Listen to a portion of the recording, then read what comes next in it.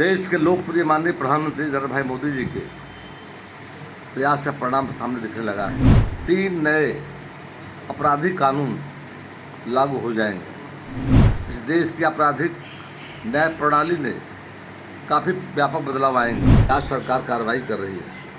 पिछली सरकार जो हुआ करती थी, आरएलडी की सरकार हुआ करती थी, तो कार्रवाई नहीं कर पाती थी, अपराधियों को संरक्षण देने का काम करती थी। तेजस्वी यादव को अपने गिरबान में झाँक कर देखना चाहिए।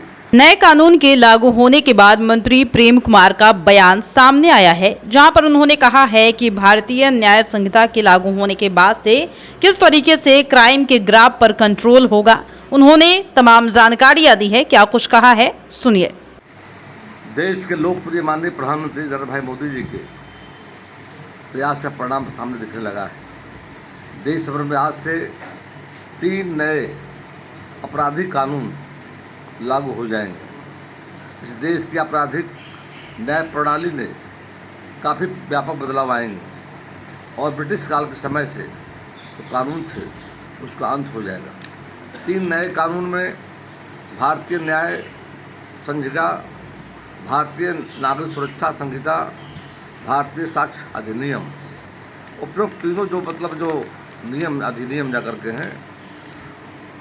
और अब नए कानून भारतीय दंड संहिता, भारतीय दंड प्रक्रिया और भारतीय साक्ष्य अधिनियम का स्थान लेंगे। अब प्राथमिकी देश में किसी कोने से कोई भी व्यक्ति ऑनलाइन करना संभव होगा। चोरी की धारा 420 को अब 316 कहेंगे। हत्या की धारा 302 को अब 103 कहा जाएगा। दुष्कर्म के मामले में धारा 376 को धारा 63 कहेंगे। भारतीय दंड संहिता में 511 धाराएं जो थी अब मात्र 358 धाराएं होगी। तय सीमा के अंदर लोगों को न्याय मिलेगा। न्याय सरल आसान होगा। तारीख पे तारीख की बात पुरानी होगी। बलात्कार मामले में मौत की सज़ा का प्रावधान होगा। ये तीनों कानून से देश की न्याय प्रणाली में बदलाव आया है।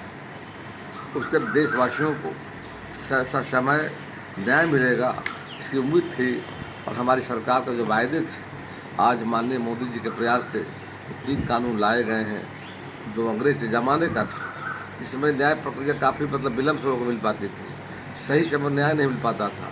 कि माननीय मोदी जी के प्रयास से तीनों कानून में बदलाव जो लाए गए हैं, त्वरित ऑनलाइन समय पर लोगों को न्याय मिलेगा। बिहार में आपराधिक घटनाएं पहले भी घटती थी, आज भी लगातार घटना घट रही है। अंतर यही है कि आज सरकार कार्रवाई कर रही है। पिछली सरकार जो हुआ करती थी, आरएलडी की सरकार हुआ करती थी, तो कार्रवाई नहीं कर पाती थी, अपराधियों को संरक्षण देने का काम करती थी, अपराधियों को बचाने का काम करती थी। अपराधियों को बचा नहीं रहे हैं, हम कार्रवाई कर रहे हैं। समय सीमा के अंदर हमारी पुलिस कार्रवाई कर रही है। अब तो और नए कानून आ गए। 3 जो नए कानून आ गए हैं, आज़ादी के लंबे सफ़र के बाद जितने पूर्ववर्ती सरकार रही, कांग्रेस पार्टी की लंबे समय तक सरकार रही, उन्हें ख्याल नहीं रहा उस गुलामी का जो प्रतीक जो कानून हमारा था उसको हटा करके कैसे न्याय दिलाने का काम किया, उस काम को माननीय मोदी जी ने किया है। तो अपराध आज चर्चा जो हो रही है, निश्चित तौर पर तीनों नए कानून से अपराध पर लगाम लगेगा जा करके, अपराधी को समय सज़ा मिलेगी। और जो पहले की सरकार हुआ करती थी, कांग्रेस पार्टी ने ध्यान नहीं दिया। आरएलडी के शासनकाल में जब तेजस्वी यादव के पिताजी लालू प्रसाद सरकार में जब थे, तो अपराध बढ़ रहा था, कोई कार्रवाई नहीं होती थी और बिहार को जंगल राज के नाम जाना जाता था और बिहार के लोग पलायन कर रहे थे जाकर जी। आज स्थिति नहीं जाकर, आज बिहार लोग आ रहे हैं। अपराध की घटनाएँ बिहार में जरूर घट रही है, उस पर सरकार लगातार समीक्षा भी कर रही है। हमारी सरकार संवेदनशील सरकार है और माननीय मुख्यमंत्री जी के द्वारा लगातार दिशा में कार्रवाई की जा रही है।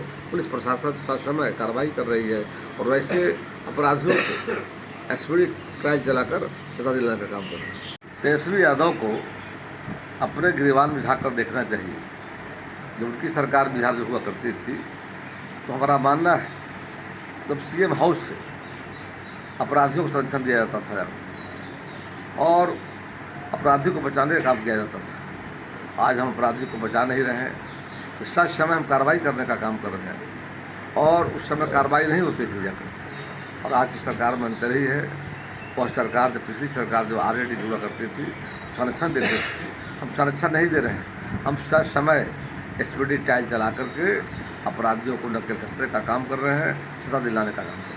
तो सुना आपने कि प्रेम कुमार ने किस तरीके से नए कानून की जो बातें हैं वो कही है और कहा है कि अगर कुछ बनता है तो लागू जरूर होता है। नया कानून में क्या कुछ बदलाव हुआ है, कैसा परिवर्तन हुआ है, इससे क्या कुछ परिवर्तन की संभावना है, इन तमाम बातों पर उन्होंने ये बयान दिया है और जिस तरीके से बताया है कि नया कानून आने के बाद कैसे क्राइम के ग्राफ में पूरे तरीके से कंट्रोल देखने को मिलेगा।